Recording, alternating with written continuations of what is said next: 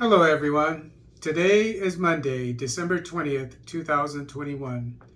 Removal of subsidies is meant to enhance service delivery education. This is in reference to the education minister of Zambia. The article is taken from Lusaka Times.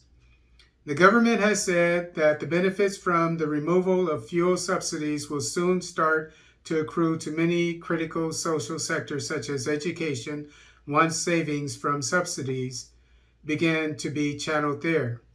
Education Minister Douglas Siakalima has said that the removal of subsidies is meant to enhance service delivery in sectors such as education, that have been receiving inadequate funding in the past.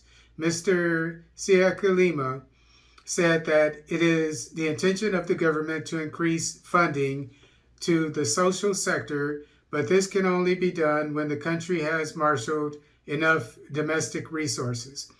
He also has called the patience from Zambians, saying the government is determined to turn around economic fortunes and will ensure that it does so. The minister said this when he paid a courtesy call on Central Province Deputy Permanent Secretary Godfrey Chitambala in Kabwe. Mr. Siakalima also called on the provincial administration to sensitize people on the long-term benefits of some of the measures which the government has embarked on. Mr. Chitambala assured Mr. Siakalima that the provincial administration has already embarked on a public sensitization campaign of the government's development programs.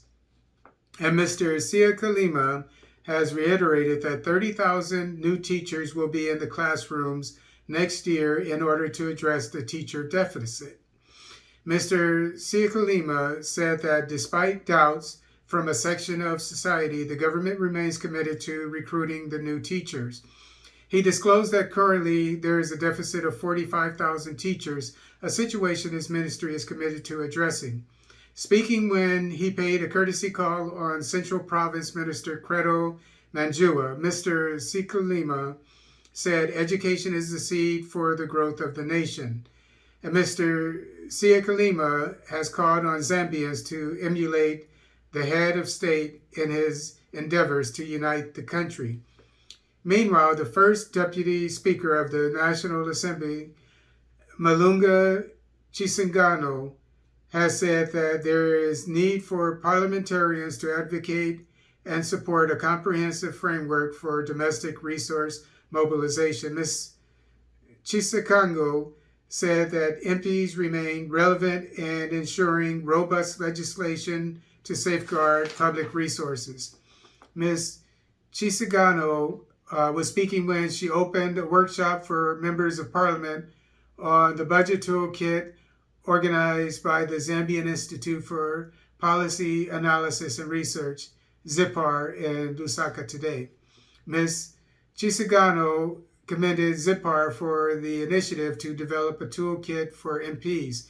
She said the initiative will capacitate the MPs and enhance the oversight role of Parliament and budget scrutiny and interpretation of the budget analysis. Meanwhile, ZIPAR Executive Director Herrick Mapuku said the workshop is aimed at enhancing knowledge and practicalities of the national budget formulation and management using a specialized design toolkit. And UNDP resident representative Lionel Lawrence said evidence has shown the public expenditures allocations to health, education, social protection, and other crucial social sectors help countries ensure that human development is at the center of their budget process. He said this in a speech read on his behalf by Representative Domingos Mazavila.